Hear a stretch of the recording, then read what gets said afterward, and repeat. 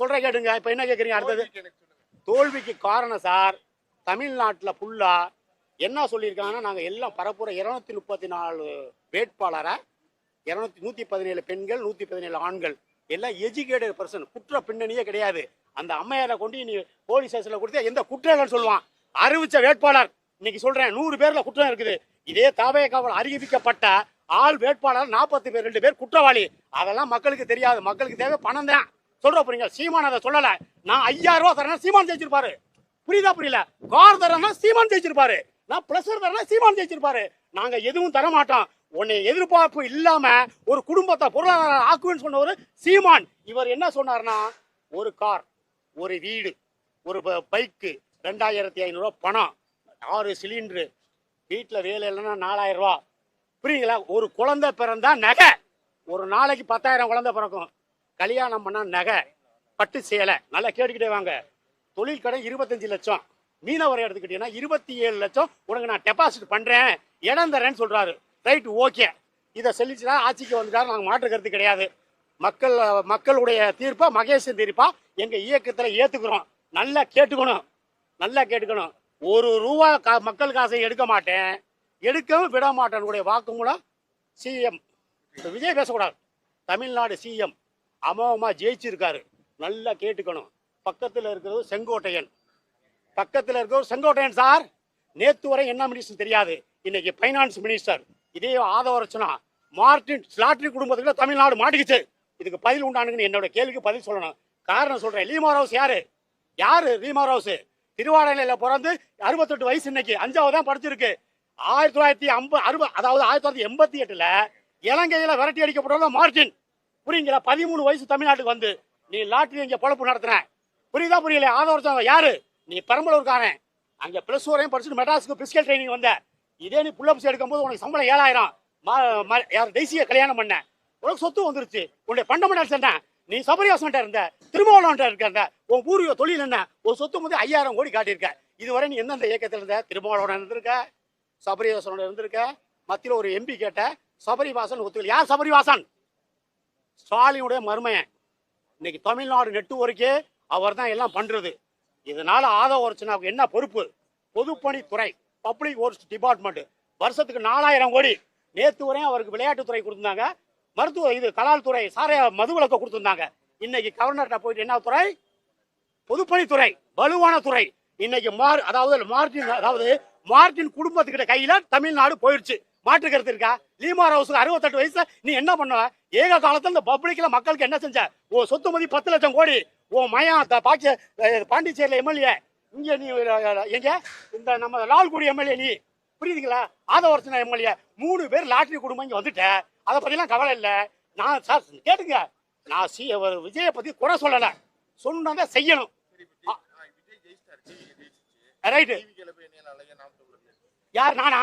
செய்யணும். ஒரு கொள்கை இருக்கு சார். நான் துண்ணூறுல பிரபாரா படம் போட்டு நான் அரெஸ்ட் ஆனவன் சார். நான் எதையும் பார்க்கறேன். புதுக்கோட்டையிலிருந்து வர்றேன், எல்லா நிகழ்ச்சியும் சொந்த காசை போட்டு வர்றேன். நல்லா கேட்டு உணர்வு, தமிழ் தேசியம், தமிழ் மக்கள் குடும்பக்காரன் ஆயிட்டான், படுக்க வச்சுட்டான். நல்லா கேட்டுங்க. ஒரு ஹோட்டல்னா கர்நாடகாரன் முதலாளி, கல்லாவில் இருக்கவன் கேரளாக்காரன், வாசல்ல கொடியை போட்டு உள்ள வரான்னு கூப்பிட தமிழன். தமிழ் தேசியம் அழிஞ்சு போச்சு. அதுக்கு காரணம் யாரோ அப்படின்னா தமிழ் மக்களே தான் நான் சொல்லுவேன். இதே என்ன பண்ணாரு ஸ்டாலின்னாக்கா, இஸ்லாமியர் வளர்த்து விடுறாப்புல, ஓட்டுக்காண்டி வளர்த்தாப்புல. தமிழெல்லாம் இன்னைக்கு படுக்க இடம் இல்ல, பஸ் ஸ்டாண்ட்ல படுத்து கிடக்குறான், வீடு இல்ல. எங்க இருந்து நீ வீடு தருவா? எல்லாம் அக்யூஸ்ட் எல்லாம். சார் நான் என்ன சொல்றேன், விஜய் சொல்லிட்டாருல, நீ நிலவச்ச உச்சவரம்பு சட்டத்தை கொண்டு வாயா. ஒரு ஆள் விளையாட நில வச்சுக்கணும். அடுத்தது நான் சொல்றேன், பிடபிள்யூ சொல்றேன், ஆதவரச்சனா நீங்க மினிஸ்டர் முறையா நாளைக்கு என்ன பண்றீங்கன்னா, தமிழ்நாட்டுல எத்தனை நீர்நிலைகள் குளங்கள் இருக்குல்ல, எல்லாத்தையும் கணக்கு காட்டணும். சார் கணக்கு இருக்கு சார், 49,000 குளங்கள் இருக்கு. இன்னைக்கு எடுத்தா எஸ்ஆர்எம் மெடிக்கல் காலேஜ் குளத்துக்குள்ள இருக்கு, வள்ளுவர் குளம் குளத்துக்குள்ள இருக்கு. கணக்கா காட்டியா? நீ பிடபிள்யூ தானையா? நீ பொதுப்பணித்துறை தானையா? எங்களுக்கு கணக்கு காட்டணும். பீச்சில் உள்ள இடிச்சிருவான். யாரை கேட்டு கட்டுற? கேட்ட கேள்விக்கு பதில். நான் ஆதவரச்சனாட்ட உனக்கு 6 மாசம் டைம். தமிழ்நாட்டுல எங்க குளங்கள் இருக்கு, எங்க நீர்நிலை ஆதாரங்கள் உங்களுக்கு வந்து புசியானதை கொடுத்துருக்காங்க. நீர் ஆதாரத்துறைன்னு நீர்வளத்துறையை புசி கொடுத்துருக்காங்க. புரியுங்களா? தண்ணி வரத்து போறப்போ சார் விவசாயத்துல கெட்டு போச்சு நிலங்கள்லாம், விவசாய நிலங்கள்லாம். இவன் என்ன பண்றாங்கன்னா, ரியல் எஸ்டேட்டுக்கு என்ன மைதுக்கணி கொடுக்குறா? அந்த ஆர்டிஓ, டிஆர்ஓ, கலெக்டர் கண்ட்ரோல கொண்டு வா. சார் ஆட்சி அமைக்கட்டும். சொல்லுங்க.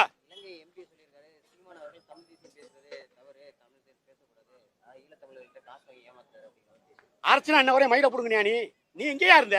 உனக்கு தமிழ் தேசத்துக்கு என்ன இருக்கு? அப்ப ஒத்துக்கிறேன். இப்ப வந்து விஜய் அவருக்கு வந்து விஜய்க்கு வந்து வீடு யாழ்ப்பாணத்துல இருக்கு. நான் அன்னைக்கே ஒரு பதிவுல சொன்னேன். அதாவது சந்திரசேகர் சிங்களம், வீட்டுக்காரம்மா கர்நாடகா சோபனா, இவங்க 2 பேருக்கு பிறந்ததான் விஜய். அதெல்லாம் மாற்றுக்கிறது, அதை பத்தி எல்லாம் பேசல. சீமை வந்துட்டார்ல. அர்ச்சனாவுக்கும் இந்த தமிழ்நாட்டுக்கு என்ன சம்பந்தம் இருக்கு? இதெல்லாம் தேவையில்லாத வேலை. வந்தியா விஜய் வாழ்ந்து போயிரு, படத்தை பாரு, அதை பாரு, என்ன பண்ணிடு. வேணா அவர்கிட்ட காசு வாங்கிக்கலாம், காசு அவர்கிட்ட ஆதார் சட்டை வாங்கிட்டு போரு.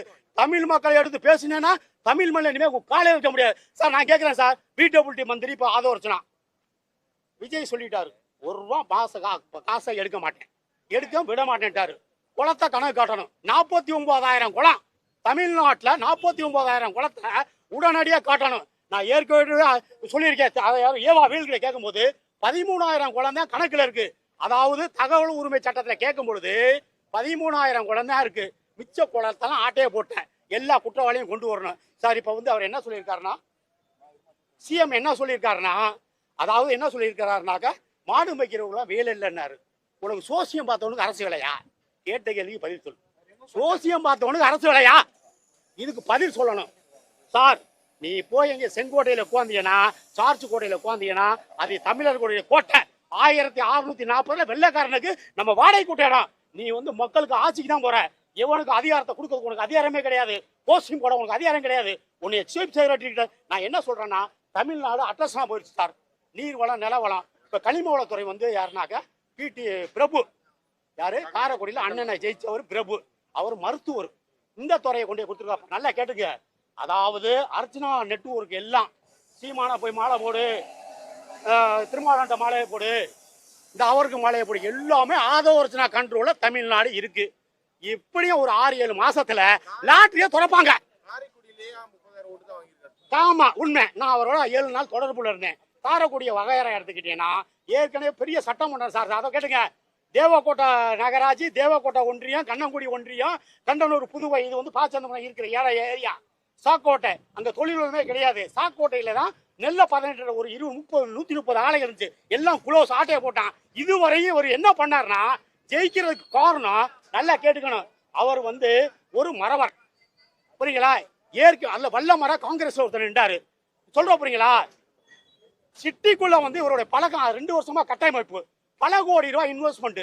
ஒரு டீ கடை திறக்கணுமா, பிரபு போவாப்புல. ஒரு காய்கறி கடை திறக்கணுமா, பிரபு போவாப்புல. ஒரு கல்யாணமா, பிரபு போவாப்புல. ஒரு ஈமச்சடங்கா, பிரபு போவாப்புல. பப்ளிசிட்டி ஆயிருச்சு, புரியுங்களா? 3,336 ஓட்டு, புரியுங்களா? அதுல 2 சம்திங் தான் ஓட்டு விழுந்துச்சு. சீமான் வந்து கடைசியா பரப்புரை 3-4 நாள் தான் பண்றாரு, புரியுங்களா? அதை பத்தி எல்லாம் பேச்சு கிடையாது. ஆமா, Cuddalore first sir, Cuddalore first தப்பு. 234 அவர் தலைவர், அவர் எம்எல்ஏ, அதாவது கட்சி தலைமை சார். அவர் கட்சி தலைமை எங்கேனாச்சும் நிப்பாரு, வேட்பாளர் கிடையாது, புரியுங்களா? சொந்த தொகுதிக்கு அங்கே வந்து சிவகங்கை பக்கத்துல ஒரு சொந்த தொகுதி, புரியுங்களா? அதனால ஏக காலத்துல நாங்க வந்து ஜெயிச்சு அதை கொள்ளையடிக்கணும், இந்த பணத்தை சுருட்டணும் எண்ணமெல்லாம் எங்கள்கிட்ட கிடையாது. தோல்வியெல்லாம் உங்களுக்கு ஒரு பாடம். அவரே சொல்லிட்டாரு. நாங்க களப்பணி வந்து அடுத்த ஸ்டார்ட் பண்ணிட்டோம், அதெல்லாம் மறந்துட்டான். 234 தொகுதியில தோத்ததை நாங்க மறந்துட்டோம். நாங்க வாங்கிய வாக்கு வங்கி வந்து 31 லட்சம் இருந்துச்சு, புரியுங்களா? இப்ப 19,72,537 வாக்கு வாங்கியிருக்கோம். இது கூடும். ஏன்னா இப்ப சிஎம் கிட்ட வந்து தமிழ் தேசியமும் திராவிடமும் இருக்கு. அவர் திராவிடத்தை விட்டு தமிழ் தேசியம் இங்க வந்துடும் 2031. நாங்க சொன்ன மாதிரி என்னத்தை எங்களை ஏத்துக்கல. நாங்க என்ன கண்டிப்பா தமிழ் தேசியம் வளரும் சார். சீமான் கண்டிப்பா ஆட்சியாளர் அமர்வாரு. இந்த 6 வருஷத்துல, இந்த 5 வருஷத்துல சிஎம்னுடைய நெறிவு சொல்லி சொல்ற போறீங்களா? அவர் எப்படி மக்களை கண்ட்ரோல் பண்றாரு, சொன்னதை செய்யறாரா? இதுல பலவீனம் எங்களுக்கு பக்கபலமா இருக்கும். அதுல மாற்றுக்கிறதே கிடையாது. தர்றேன் 5 லட்சம் தர்றேன், வேலை இல்லாதவங்களுக்கு 25 லட்சம் ரூபாய் தொழில் கடன் தர்றேன், 6 சிலிண்டர் தர்றேன். இது மத்திய அரசு சிலிண்டர் கம்பெனி, தமிழ்நாட்டில் சொல்லக்கூடாது. இந்த மாதிரி கவர்ச்சி தான் சார் தமிழ் மக்களுடைய ஃபர்ஸ்ட் காரணம். என்னன்னா கேட்டுக்கங்க, காரணம் என்னன்னா ஏக காலத்தை திராவிட இயக்கம் கையேந்திர இதை வச்சிருச்சு. 76 வருஷம் சேலையும் அரிசியும் கொடுத்து அடிமையா வச்சு தமிழர்களை, அதான் காரணம்.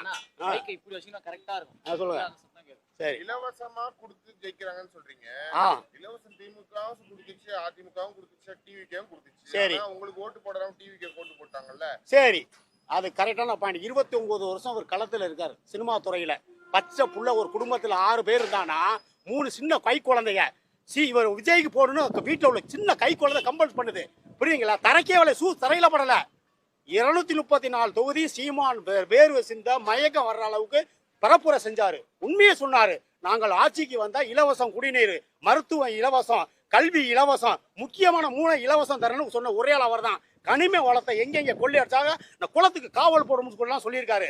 அதாவது ஒரு குடும்பத்துல புரியுங்களா எதையும் எதிர்பார்க்காம வாழ்ற அளவுக்கு பொருளாதாரத்தை உயர்த்துறேன்னு சொல்லியிருக்காருங்க. யாருங்க சொல்லிடுவா? புரியுதா புரியலீங்களா? அங்கேதான் பாயிண்ட். காரணம் என்னன்னா ஒரு குடும்பத்துல வயது முதிர்ந்தோர் பையங்க 2 பேர் இருப்பாங்க. அந்த பையங்க 2 பேரை குடியார திராவிட ஆட்சி ஆக்கிருச்சு. புரியுதா? சம்பாரிச்ச காசு டாஸ்மாக்ல கொடுத்தா வீட்டுக்கு சோத்துக்கு வழி இல்லை. அப்ப அந்த 1000 ரூபாய் உதவி வருது. பிரஷருக்கு சுகருக்கு மாத்திரை வாங்கலாம். இந்த மாதிரி சுருக்கு பைக்காரன்ல இருந்து உங்களுக்கு பூ விற்கிறவங்களை வர கேட்டீங்கன்னா என்ன சொல்லுவாங்கன்னா ஸ்டாலின் 1000 ரூபாய் கொடுத்தது எங்களுக்கு உதவிகரமா இருக்குன்னு சொல்லுவாங்க. காரணம் மருத்துவமனை எல்லாம் சரியான ட்ரீட்மெண்ட் கிடையாது. சரியான கேள்வி. இதுக்கு நான் சரியான பதில் சொல்றேங்கண்ணே. 76 வருஷம் திராவிட ஆட்சியை ஒழிச்சுட்டு திராவிடத்தையும் தமிழ் தேசியத்தை எடுத்து வந்துட்டாரு விஜய். அடுத்தது இவர் திராவிடத்தை விட்டு தமிழ் தேசிய சீமான் வந்துடும். காரணம் சொல்றேங்களுக்கு. தமிழ் தேசியம்னா அவர் என்ன சொன்னார்னா சார் அதெல்லாம் கிடையாது. நல்லா கேட்டுங்க. அதாவது இந்த நிகழ்ச்சியை பத்தி ஒரு 5 நிமிஷம் டொங்க சொல்றேன் கேட்டுங்க. சிங்கள தமிழிலாம் நல்லா கேட்டு பேசித்தாங்கணும். அதாவது மே 18 காரணம் என்னன்னா இலங்கையில இலங்கை ஆளும் பொழுது சிங்களம் தமிழன் இருக்கான். டயர் தான் இங்கிலீஷ்காரன் ஆள்றான். நாட்டை விட்டு 48 சுதந்திரம் வந்து போகும்பொழுது 2 பேருக்கு சுதந்திரம் சம உரிமை பொருளாதாரம் கொடுக்கல கல்வியில. இதுதான் பிரச்சனை. அங்க ஒரே சண்டை. 4 குழுக்களா வருது. டேலோ எல்டிடி வருது. அது புரியுங்களா? உடனே அப்ப பிரதமர் யார் இருந்தாருன்னா இந்திரா காந்தி இருக்கு. எம்ஜிஆர் சிஎம். எம்ஜிஆர்ட்ட என்ன பண்றாருன்னா கல்யாண சுந்தரம் கூப்பிட்டு இந்த மாதிரி ஈழத்தமிழர்களுக்கு பல பிரச்சனை நடக்குது, அவங்களுக்கு நமக்கு ஒரு வழி